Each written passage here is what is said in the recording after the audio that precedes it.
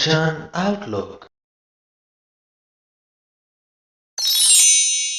ਜਦ ਕੋਈ ਹਕੂਮਤ ਦੇ ਵਿੱਚ ਆ ਜਾਏ, ਸੱਤਾ ਦੇ ਵਿੱਚ ਆ ਜਾਏ, ਲੋਕਾਂ ਦੇ ਉੱਪਰ ਉਹਦਾ ਰਾਜ ਹੋ ਜਾਏ, ਤਾਂ ਬਹੁਤੀ ਵਾਰ ਅਜਿਹਾ ਹੁੰਦਾ ਹੈ ਕਿ ਉਸ ਰਾਜ ਨੂੰ ਉਹ ਕਦੇ ਵੀ ਛੱਡਣਾ ਨਹੀਂ ਚਾਹੁੰਦਾ। ਇੱਕ ਵਾਰ ਜਦੋਂ ਰਾਜ ਮਿਲ ਜਾਏ, ਹਕੂਮਤ ਮਿਲ ਜਾਏ, ਤਾਂ ਮਨੁੱਖ ਇਹੀ ਚਾਹੁੰਦਾ ਹੈ ਕਿ ਉਹਦੀ ਹੀ ਹਕੂਮਤ ਬਣੀ ਰਹੇ, ਕਦੇ ਖਤਮ ਨਾ ਹੋਵੇ।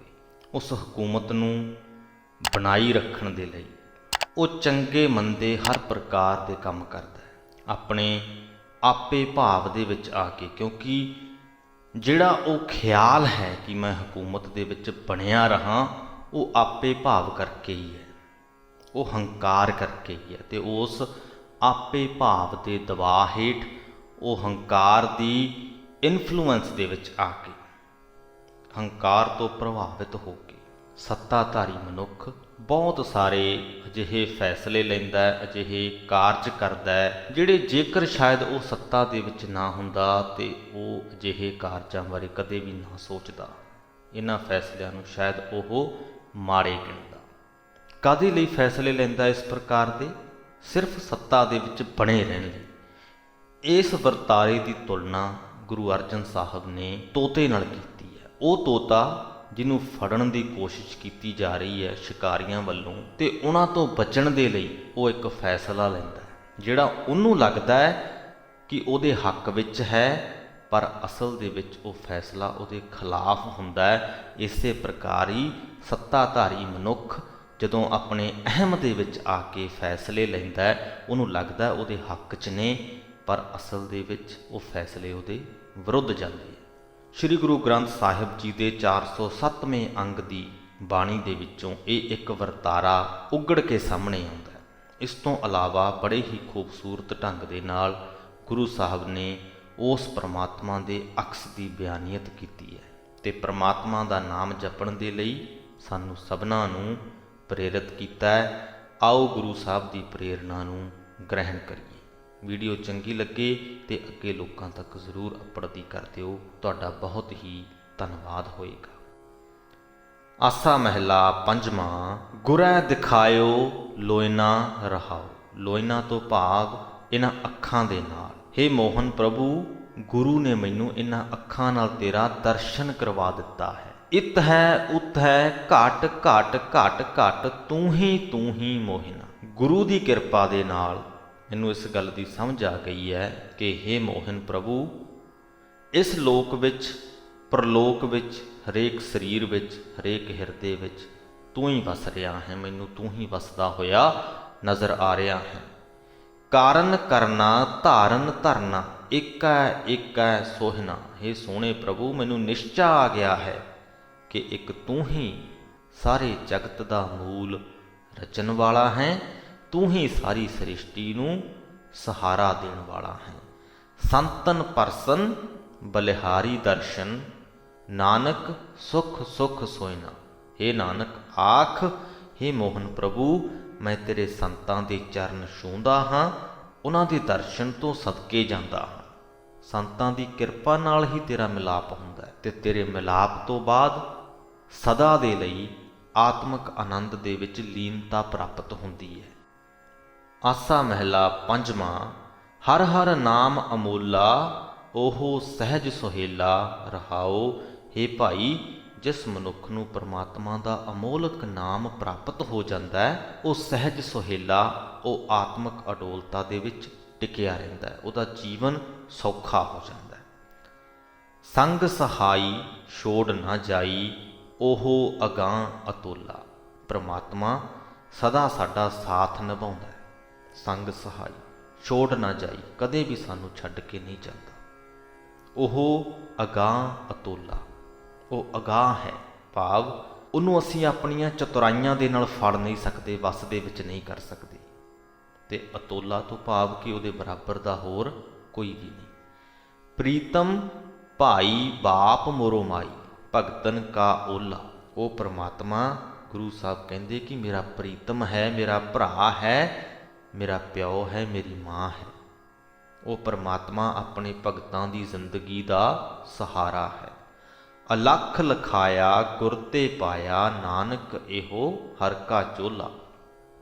ਅਲਖ ਜਿਹਦਾ ਸਰੂਪ ਬਿਆਨ ਨਹੀਂ ਕੀਤਾ ਜਾ ਸਕਦਾ ਹੋਵੇ, ਲਖਾਇਆ ਜਿਹਦੇ ਸਰੂਪ ਦੀ ਸਮਝ ਆ ਗਈ। ਗੁਰੂ ਸਾਹਿਬ ਕਹਿੰਦੇ ਉਂਝ ਤੇ ਉਹ ਪ੍ਰਮਾਤਮਾ ਅਜਿਹੀ ਸ਼ਕਤੀ ਹੈ ਜਿਹਦੇ ਸਰੂਪ ਨੂੰ ਅਸੀਂ ਬਿਆਨ ਨਹੀਂ ਕਰ ਸਕਦੇ, ਪਰ ਗੁਰੂ ਤੋਂ ਮੈਂ ਇਹ ਸਿੱਖਿਆ ਹਾਸਲ ਕਰ ਲਈ, ਵਿੱਦਿਆ ਹਾਸਲ ਕਰ ਲਈ। ਗੁਰੂ ਤੋਂ ਮੈਂ ਪ੍ਰਮਾਤਮਾ ਦੇ ਅਕਸ ਨੂੰ ਸਮਝ ਗਿਆ, ਪ੍ਰਮਾਤਮਾ ਦੇ ਸਰੂਪ ਦੀ ਸਮਝ ਗੁਰੂ ਨੇ ਮੈਨੂੰ ਬਖਸ਼ ਦਿੱਤੀ, ਪ੍ਰਮਾਤਮਾ ਦਾ ਮਿਲਾਪ ਮੈਨੂੰ ਗੁਰੂ ਪਾਸੋਂ ਮਿਲ ਗਿਆ। ਇਹੋ ਹਰ ਕਾ ਚੋਲਾ, ਚੋਲਾ ਤੋਂ ਭਾਵ ਅਜਬ ਤਮਾਸ਼ਾ।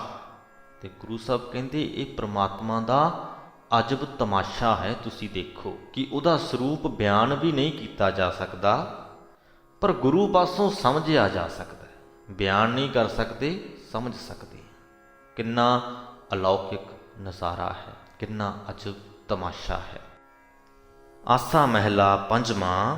ਆਪਣੀ ਭਗਤ ਨਿਵਾਹੇ, ਠਾਕੁਰ ਆਇਓ ਆਹੇ ਰਹਾ। ਹੇ ਮੇਰੇ ਮਾਲਕ, ਮੈਂ ਤਾਂਘ ਕਰਕੇ ਤੇਰੀ ਸ਼ਰਨ ਦੇ ਵਿੱਚ ਆਇਆ ਹਾਂ, ਮੈਨੂੰ ਆਪਣੀ ਭਗਤੀ ਸਦਾ ਦੇਈ ਰੱਖ। ਨਾਮ ਪਦਾਰਥ ਹੋਏ ਸਕਾਰਤ, ਹਿਰਦੈ ਚਰਨ ਵਸਾਏ। ਹੇ ਮੇਰੇ ਮਾਲਕ ਪ੍ਰਮਾਤਮਾ, ਆਪਣੇ ਚਰਨ ਮੇਰੇ ਹਿਰਦੇ ਵਿੱਚ ਵਸਾਈ ਰੱਖੋ, ਆਪਣਾ ਕੀਮਤੀ ਨਾਮ ਮੈਨੂੰ ਦੇਈ ਰੱਖੋ, ਕਿਉਂਕਿ ਸਕਾਰਤ, ਕਿਉਂਕਿ ਇਹਦੇ ਨਾਲ ਮੇਰਾ ਜੀਵਨ ਸਫਲ ਹੋ ਜਾਏਗਾ। ਇਹ ਮੁਕਤਾ ਇਹ ਜੁਗਤਾ, ਰਾਖੋ ਸੰਤ ਸੰਗਾਹੇ। ਹੇ ਪ੍ਰਮਾਤਮਾ, ਮੈਨੂੰ ਆਪਣੇ ਸੰਤਾਂ ਦੀ ਸੰਗਤ ਦੇ ਵਿੱਚ ਰੱਖੀ ਰੱਖ। ਇਹੀ ਮੇਰੇ ਲਈ ਮੁਕਤੀ ਹੈ ਤੇ ਇਹੀ ਮੇਰੇ ਲਈ ਜੁਗਤੀ ਹੈ। ਜੁਗਤੀ ਤੋਂ ਭਾਵ ਜੀਵਨ ਜਿਉਣ ਦੀ ਕਲਾ ਹੈ, ਜੀਵਨ ਜਿਉਣ ਦਾ ਢੰਗ ਹੈ। ਨਾਮ ਧਿਆਵੋ ਸਹਿਜ ਸਮਾਵੋ, ਨਾਨਕ ਹਰ ਗੁਣ ਗਾਹੀ। ਹੇ ਨਾਨਕ ਆਖ, ਹੇ ਹਰੀ ਮਿਹਰ ਕਰ ਕਿ ਤੇਰੇ ਗੁਣਾਂ ਵਿੱਚ ਚੁੱਭੀ ਲਾ ਕੇ ਮੈਂ ਤੇਰਾ ਨਾਮ ਸਿਮਰਦਾ ਰਵਾਂ ਤੇ ਆਤਮਿਕ ਅਡੋਲਤਾ ਦੇ ਵਿੱਚ ਟਿਕਿਆ ਰਵਾਂ। ਆਸਾ ਮਹਿਲਾ ਪੰਜਵਾਂ। ਠਾਕੁਰ ਚਰਨ ਸੁਹਾਵੇ, ਹਰ ਸੰਤਨ ਪਾਵੇ ਰਹਾਉ। ਉਸ ਮਾਲਕ ਪ੍ਰਮਾਤਮਾ ਦੇ ਚਰਨ ਬੜੇ ਸੋਹਣੇ ਹਨ, ਪਰ ਇਹਨਾਂ ਚਰਨਾਂ ਨੂੰ ਪ੍ਰਭੂ ਦੇ ਸੰਤ ਜਨ ਹੀ ਹਾਸਲ ਕਰਦੇ ਹਨ। ਆਪ ਗਵਾਇਆ ਸੇਵ ਕਮਾਇਆ, ਗੁਣ ਰਸ ਰਸ ਗਾਵੇ। ਪ੍ਰਮਾਤਮਾ ਦੇ ਜੋ ਸੰਤ ਹੁੰਦੇ ਨੇ ਉਹ ਆਪਣਾ ਆਪਾ ਭਾਵ ਦੂਰ ਕਰ ਚੁੱਕੇ ਹੁੰਦੇ ਨੇ, ਆਪਾ ਭਾਵ ਦੂਰ ਕਰਕੇ ਪ੍ਰਮਾਤਮਾ ਦੀ ਸੇਵਾ ਭਗਤੀ ਦੇ ਵਿੱਚ ਜੁੜ ਚੁੱਕੇ ਹੁੰਦੇ ਨੇ। ਤਰਾਸਦੀ ਦੇਖੋ ਤੁਸੀਂ, ਅੱਜ ਅਨੇਕਾਂ ਹੀ ਅਜਿਹੇ ਚਿਹਰੇ ਨੇ, ਅਨੇਕਾਂ ਹੀ ਜੋ ਆਪਣੇ ਨਾਮ ਦੇ ਨਾਲ ਸੰਤ ਸ਼ਬਦ ਲਗਾਉਂਦੇ ਨੇ, ਤੇ ਕੋਈ ਉਹਨਾਂ ਦੇ ਬਾਰੇ ਕੋਈ ਟਿੱਪਣੀ ਕਰ ਦਵੇ ਕਿਸੇ ਵੀ ਪ੍ਰਕਾਰ ਦੀ ਤਾਂ ਉਹਨਾਂ ਤੋਂ ਜਰ ਨਹੀਂ ਹੁੰਦੀ। ਉਸ ਟਿੱਪਣੀ ਦੇ ਜਵਾਬ ਉਹ ਵੱਧ ਚੜ੍ਹ ਕੇ ਦਿੰਦੇ ਨੇ। ਇੱਕ ਗੱਲ ਚੇਤੇ ਦੇ ਵਿੱਚ ਰੱਖਿਓ, ਤੁਹਾਡੇ ਉੱਪਰ ਕੀਤੀ ਹੋਈ ਟਿੱਪਣੀ ਦਾ ਜਵਾਬ ਤੁਸੀਂ ਤਾਂ ਹੀ ਦਿਓਗੇ ਜੇ ਤੁਹਾਡੇ ਅੰਦਰ ਆਪਾ ਭਾਵ ਹੋਏਗਾ। ਅੰਗਰੇਜ਼ੀ ਦੇ ਵਿੱਚ ਇਹਨੂੰ ਈਗੋ ਕਹਿੰਦੇ ਨੇ। ਜਦੋਂ ਸਾਡੇ ਬਾਰੇ ਸਾਨੂੰ ਕੋਈ ਮੰਦਾ ਬੋਲਦਾ ਹੈ, ਸਾਡੀ ਈਗੋ ਹਰਟ ਹੁੰਦੀ ਹੈ। ਜੇ ਸਾਨੂੰ ਕੋਈ ਸਾਡੀ ਗਲਤੀ ਦੱਸਦਾ ਹੈ, ਸਾਡੀ ਈਗੋ ਹਰਟ ਹੁੰਦੀ ਹੈ, ਭਾਵ ਕਿ ਸਾਡੇ ਆਪੇ ਭਾਵ ਨੂੰ ਚੋਟ ਲੱਗਦੀ ਹੈ, ਤੇ ਜਵਾਬ ਅਸੀਂ ਤਾਈਓ ਦਿੰਦੇ ਹਾਂ। ਤੇ ਪ੍ਰਮਾਤਮਾ ਦੇ ਸੰਤ ਜਨਾਂ ਦੀ ਖੂਬੀ ਹੀ ਇਹੀ ਹੁੰਦੀ ਹੈ ਕਿ ਉਹਨਾਂ ਨੇ ਆਪਣਾ ਆਪਾ ਭਾਵ ਗਵਾ ਲਿਆ ਹੁੰਦਾ ਹੈ। ਆਪ ਗਵਾਇਆ ਸੇਵ ਕਮਾਇਆ, ਆਪਾ ਭਾਵ ਕਮਾ ਕੇ ਪ੍ਰਮਾਤਮਾ ਦੀ ਸੇਵਾ ਭਗਤੀ ਕਰਦੇ ਨੇ, ਪ੍ਰਮਾਤਮਾ ਦਾ ਗੁਣ ਬੜੇ ਆਨੰਦ ਦੇ ਨਾਲ ਗਾਉਂਦੇ ਨੇ। ਇੱਕ ਹੈ ਆਸਾ ਦਰਸ਼ ਪਿਆਸਾ, ਆਨ ਨਾ ਭਾਵੇ। ਪ੍ਰਮਾਤਮਾ ਦੇ ਜੋ ਸੰਤ ਜਨ ਹਨ ਉਹਨਾਂ ਨੂੰ ਸਿਰਫ ਉਸ ਇੱਕ ਪ੍ਰਮਾਤਮਾ ਤੋਂ ਹੀ ਆਸਾਂ ਹੁੰਦੀਆਂ ਨੇ, ਤੇ ਅੱਜ ਦੇ ਜੋ ਸੰਤ ਜਨ ਹਨ ਉਹਨਾਂ ਨੂੰ ਤੇ ਹਰ ਜਣੇ ਖਣੇ ਤੋਂ ਆਸ ਹੁੰਦੀ ਹੈ ਕਿ ਉਹ ਆਪਣੀ ਜੇਬ ਵੀ ਹਲਕੀ ਕਰਕੇ ਜਾਵੇ ਤੇ ਉਹ ਉਹਦੇ ਗੁਣਗਾਨ ਵੀ ਕਰੇ। ਆਸ ਹੀ ਟੁੱਟਦੀ ਹੈ ਜਦੋਂ ਤੁਹਾਡੇ ਤੇ ਕੋਈ ਨਾ ਪੱਖੀ ਟਿੱਪਣੀ ਕਰਦਾ ਹੈ। ਉਸ ਆਸ ਦੇ ਟੁੱਟਣ ਨਾਲ ਹੀ ਤੁਹਾਡੇ ਆਪੇ ਭਾਵ ਨੂੰ ਚੋਟ ਲੱਗਦੀ ਹੈ। ਅੱਜ ਦੇ ਸੰਤਾਂ ਨੂੰ ਹਾਂ ਪੱਖੀ ਟਿੱਪਣੀਆਂ ਦੀ ਆਸ ਰਹਿੰਦੀ ਹੈ, ਤੇ ਇਹ ਟਿੱਪਣੀਆਂ ਲੋਕਾਂ ਨੇ ਕਰਨੀਆਂ ਹੁੰਦੀਆਂ, ਜਦਕਿ ਜੋ ਅਸਲ ਸੰਤ ਹੈ ਉਸ ਪ੍ਰਮਾਤਮਾ ਦਾ, ਉਹਨੂੰ ਸਿਰਫ ਤੇ ਸਿਰਫ ਉਸ ਪ੍ਰਮਾਤਮਾ ਤੋਂ ਆਸ ਹੁੰਦੀ ਹੈ, ਹੋਰ ਕਿਸੇ ਤੋਂ ਵੀ ਨਹੀਂ। ਉਸ ਪਰਮਾਤਮਾ ਦੇ ਦਰਸ਼ਨਾਂ ਦੀ ਉਹਨੂੰ ਪਿਆਸ ਹੁੰਦੀ ਹੈ, ਦਰਸ਼ਨਾਂ ਦੀ ਹੀ ਉਹਨੂੰ ਤਾਂਘ ਹੁੰਦੀ ਹੈ। ਉਹਦੇ ਤੋਂ ਵੱਧ ਕੇ ਹੋਰ ਕੋਈ ਇੱਛਾਵਾਂ ਦਿਲ ਦੇ ਵਿੱਚ ਨਹੀਂ ਹੁੰਦੀਆਂ। ਪਰਮਾਤਮਾ ਤੋਂ ਬਿਨਾਂ ਦੁਨੀਆ ਦੀ ਕੋਈ ਸ਼ੈ ਉਹਨਾਂ ਨੂੰ ਨਹੀਂ ਪਾਉਂਦੀ। ਦਇਆ ਤੁਹਾਰੀ ਕਿਆ ਜੰਤ ਵਿਚਾਰੀ, ਨਾਨਕ ਬਲ ਬਲ ਜਾਵੇ। ਤੇ ਗੁਰਬਾਣੀ ਦੀ ਸਭ ਤੋਂ ਖੂਬਸੂਰਤ ਗੱਲ ਸਾਨੂੰ ਇਸ ਦੁਨੀਆ ਦੇ ਵਿੱਚ ਵਾਪਰਦੀਆਂ ਨਾ ਪੱਖੀ ਘਟਨਾਵਾਂ ਦੇ ਬਾਰੇ, ਨਾ ਪੱਖੀ ਵਰਤਾਰਿਆਂ ਦੇ ਬਾਰੇ ਜਾਣੂ ਕਰਵਾਉਣ ਤੋਂ ਬਾਅਦ ਗੁਰੂ ਸਾਹਿਬ ਇਹ ਗੱਲ ਦੱਸਣੀ ਕਦੇ ਵੀ ਨਹੀਂ ਭੁੱਲਦੇ, ਦਇਆ ਤੁਹਾਰੀ ਕਿਆ ਜੰਤ ਵਿਚਾਰੀ, ਕਿ ਜੇ ਨਾ ਪੱਖੀ ਵਰਤਾਰੇ ਕਿਸੇ ਮਨੁੱਖਾਂ ਦੇ ਕਾਰਨ, ਕਿਸੇ ਜੀਵਾਂ ਦੇ ਕਾਰਨ ਵਾਪਰ ਰਹੇ ਨੇ, ਉਹਨਾਂ ਜੀਵਾਂ ਦਾ, ਉਹਨਾਂ ਮਨੁੱਖਾਂ ਦਾ ਕੋਈ ਕਸੂਰ ਨਹੀਂ, ਉਹਨਾਂ ਦੇ ਵੱਸ 'ਚ ਹੀ ਨਹੀਂ ਇਹ ਗੱਲ। ਪਰਮਾਤਮਾ ਨੇ ਉਹਨਾਂ ਨੂੰ ਉਸ ਪ੍ਰਕਾਰ ਦੀ ਹੀ ਪ੍ਰੇਰਣਾ ਬਖਸ਼ੀ ਹੋਈ ਹੈ। ਇਹ ਪਰਮਾਤਮਾ ਦੀ ਦਇਆ ਹੀ ਹੈ, ਪਰਮਾਤਮਾ ਦੀ ਮਿਹਰ ਹੀ। ਜਿਸ ਤੇ ਜਿਸ ਪ੍ਰਕਾਰ ਦੀ ਹੋ ਗਈ ਉਹ ਜੀਵ ਉਸੇ ਪ੍ਰਕਾਰ ਦਾ ਹੀ ਬਣ ਜਾਂਦਾ ਹੈ। ਇਸੇ ਕਰਕੇ ਗੁਰੂ ਸਾਹਿਬ ਕਹਿੰਦੇ, ਨਾਨਕ ਬਲ ਬਲ ਜਾਵੇ, ਮੈਂ ਤੈਥੋਂ ਕੁਰਬਾਨ ਜਾਂਦਾ ਹਾਂ। ਆਸਾ ਮਹਿਲਾ ਪੰਜਵਾਂ। ਏਕ ਸਿਮਰ ਮਨ ਮਾਹੀ ਰਹਾਓ। ਹੇ ਭਾਈ, ਆਪਣੇ ਮਨ ਵਿੱਚ ਇੱਕ ਪਰਮਾਤਮਾ ਨੂੰ ਸਿਮਰਦਾ ਰਹੋ। ਨਾਮ ਧਿਆਵੋ, ਹਿਰਦੈ ਵਸਾਵੋ, ਤਿਸ ਬਿਨ ਕੋ ਨਾਹੀ। ਉਸ ਪਰਮਾਤਮਾ ਦਾ ਨਾਮ ਸਿਮਰੋ, ਉਸ ਪਰਮਾਤਮਾ ਨੂੰ ਆਪਣੇ ਹਿਰਦੇ ਵਿੱਚ ਵਸਾਈ ਰੱਖੋ। ਪਰਮਾਤਮਾ ਤੋਂ ਬਿਨਾਂ ਹੋਰ ਕੋਈ ਵੀ ਸਾਡਾ ਸਹਾਈ ਨਹੀਂ ਹੈ। ਪ੍ਰਭ ਸ਼ਰਣੀ ਆਈਐ, ਸਰਬ ਫਲ ਪਾਈਐ, ਸਗਲੇ ਦੁੱਖ ਜਾਹੀ। ਹੇ ਭਾਈ, ਆਓ ਅਸੀਂ ਪਰਮਾਤਮਾ ਦੀ ਸ਼ਰਨ ਪੈ ਰਹੀਏ ਤੇ ਪਰਮਾਤਮਾ ਪਾਸੋਂ ਸਾਰੇ ਫਲ ਹਾਸਲ ਕਰੀਏ। ਪਰਮਾਤਮਾ ਦੀ ਸ਼ਰਨ ਪਿਆ ਸਾਰੇ ਦੁੱਖ ਦੂਰ ਹੋ ਜਾਂਦੇ ਨੇ। ਜੀਵਨ ਕੋ ਦਾਤਾ ਪੁਰਖ ਵਿਧਾਤਾ, ਨਾਨਕ ਘਟ ਘਟ ਆਹੀ। ਹੇ ਨਾਨਕ, ਆਖ ਸਿਰਜਣਹਾਰ ਅਕਾਲ ਪੁਰਖ ਸਭ ਜੀਵਾਂ ਨੂੰ ਦਾਤਾਂ ਦੇਣ ਵਾਲਾ ਹੈ, ਹਰੇਕ ਸਰੀਰ ਦੇ ਵਿੱਚ ਮੌਜੂਦ ਹੈ। ਆਸਾ ਮਹਿਲਾ ਪੰਜਵਾਂ। ਹਰ ਬਿਸਰਤ ਸੋ ਮੂਆ ਰਹਾਓ। ਇਹ ਭਾਈ, ਜਿਸ ਮਨੁੱਖ ਨੂੰ ਪਰਮਾਤਮਾ ਦੀ ਯਾਦ ਭੁੱਲ ਜਾਵੇ, ਉਹ ਆਤਮਿਕ ਮੌਤੇ ਮਰ ਜਾਂਦਾ ਹੈ। ਨਾਮ ਧਿਆਵੈ ਸਰਬ ਫਲ ਪਾਵੈ, ਸੋ ਜਨ ਸੁਖੀਆ ਹੁਆ। ਜਿਹੜਾ ਮਨੁੱਖ ਪਰਮਾਤਮਾ ਦਾ ਨਾਮ ਸਿਮਰਦਾ ਰਹਿੰਦਾ ਹੈ, ਉਹ ਸਾਰੇ ਹੀ ਮਨ ਇੱਛਤ ਫਲ ਹਾਸਲ ਕਰ ਲੈਂਦਾ ਤੇ ਸੌਖਾ ਜੀਵਨ ਗੁਜ਼ਾਰਦਾ, ਸੁਖੀਆ ਹੋ ਜਾਂਦਾ, ਸੌਖਾ ਹੋ ਜਾਂਦਾ। ਰਾਜ ਕਹਾਵੈ ਹਉ ਕਰਮ ਕਮਾਵੈ, ਬਾਂਧਿਓ ਨਲਨੀ ਭ੍ਰਮ ਸੂਆ। ਸੂਆ ਹੁੰਦਾ ਹੈ ਜੀ ਤੋਤਾ। ਰਾਜ ਕਹਾਵੈ, ਪਰਮਾਤਮਾ ਦਾ ਨਾਮ ਵਿਸਾਰ ਕੇ ਜਿਹੜਾ ਮਨੁੱਖ ਆਪਣੇ ਆਪ ਨੂੰ ਰਾਜਾ ਅਖਵਾਵੇ। ਹਉ ਕਰਮ ਕਮਾਵੈ, ਉਹ ਹੰਕਾਰ ਪੈਦਾ ਕਰਨ ਵਾਲੇ ਕੰਮ ਕਰਦਾ, ਅਜਿਹੇ ਕੰਮ ਕਰਦਾ ਜਿਨ੍ਹਾਂ ਨਾਲ ਉਹਦੇ ਹੰਕਾਰ ਨੂੰ ਹੋਰ ਬਲ ਮਿਲੇ। ਤੇ ਇਸ ਵਰਤਾਰੇ ਦੀ ਜਿਉਂਦੀ ਜਾਗਦੀ ਉਦਾਹਰਣ ਭਾਰਤੀ ਸਿਆਸਤ ਦੀ ਇੱਕ ਬਹੁਤ ਵੱਡੀ ਕੁਰਸੀ ਤੇ ਬੈਠਾ ਹੋਇਆ ਹੁਕਮਰਾਨ ਹੈ। ਅਜਿਹੇ ਕਰਮ ਕਰਦਾ ਹੈ ਜਿਨ੍ਹਾਂ ਨਾਲ ਉਹਦੇ ਹੰਕਾਰ ਨੂੰ ਬਲ ਮਿਲਦਾ ਹੈ। ਕੰਮ ਬੇਸ਼ੱਕ ਚੂਹੇ ਜਿੱਡਾ ਕੀਤਾ ਹੋਵੇ, ਉਹਦੀ ਇਸ਼ਤਿਹਾਰਬਾਜ਼ੀ ਪਹਾੜ ਜਿੱਡੀ ਕੀਤੀ ਜਾਂਦੀ ਹੈ ਤੇ ਇਹਦਾ ਨਤੀਜਾ ਉਹਦੇ ਹੰਕਾਰ ਨੂੰ ਬਲ ਮਿਲਦਾ ਹੈ ਤੇ ਉਹਦਾ ਨੁਕਸਾਨ ਕਿਸੇ ਹੋਰ ਨੂੰ ਨਹੀਂ, ਉਹਨੂੰ ਖੁਦ ਨੂੰ ਹੀ। ਜਿੰਨਾ ਉਹਦਾ ਹੰਕਾਰ ਉੱਚਾ ਹੋਈ ਜਾਂਦਾ ਹੈ, ਉਹਦੇ ਲਈ ਦੁਖੀ ਹੋਣਾ ਓਨਾ ਹੀ ਸੌਖਾ ਹੋਈ ਜਾਂਦਾ ਹੈ ਤੇ ਸੁਖੀ ਹੋਣਾ, ਖੁਸ਼ ਹੋਣਾ ਓਨਾ ਹੀ ਔਖਾ ਹੋਈ ਜਾਂਦਾ ਹੈ। ਬੇਸ਼ੱਕ ਸੱਤਾ ਦੇ ਵਿੱਚ ਉਹ ਕਾਫੀ ਤਾਕਤਵਰ ਸਥਿਤੀ ਦੇ ਵਿੱਚ ਹੋਵੇ, ਪਰ ਇਹ ਯਾਦ ਰੱਖਿਓ, ਮਾਨਸਿਕ ਤੌਰ ਤੇ ਉਹ ਮਨੁੱਖ ਕਦੇ ਵੀ ਸੌਖਾ ਨਹੀਂ। ਰਾਜ ਕਹਾਵੈ ਹਉ ਕਰਮ ਕਮਾਵੈ। ਰਾਜਾ ਅਖਵਾਉਂਦਾ, ਹੰਕਾਰ ਪੈਦਾ ਕਰਨ ਵਾਲੇ ਕੰਮ ਕਰਦਾ, ਉਹਦੀ ਹਾਲਤ ਇਸ ਪ੍ਰਕਾਰ ਦੀ ਹੈ, ਬਾਂਧਿਓ ਨਲਨੀ ਭ੍ਰਮ ਸੂਆ। ਤੋਤੇ ਨੂੰ ਫੜਨ ਦੇ ਲਈ ਸ਼ਿਕਾਰੀ ਕੀ ਕਰਦੇ ਨੇ, ਦੋ ਡੰਡੇ ਲਾਉਂਦੇ ਹੈ, ਉਹਨਾਂ ਦੇ ਵਿਚਕਾਰ ਇੱਕ ਨਲਨੀ ਫਸਾ ਦਿੰਦੇ ਹੈ। ਉਹ ਇਸ ਪ੍ਰਕਾਰ ਫਸਾਈ ਜਾਂਦੀ ਹੈ ਕਿ ਜ਼ਰਾ ਜਿਹਾ ਭਾਰ ਪੈਣ 'ਤੇ ਵੀ ਉਹ ਡਿੱਗ ਜਾਵੇ। ਥੱਲੇ ਇੱਕ ਖੁੱਲ੍ਹਾ ਸਾਰਾ ਭਾਂਡਾ ਰੱਖ ਦਿੰਦੇ ਨੇ ਪਾਣੀ ਦਾ ਭਰ ਕੇ।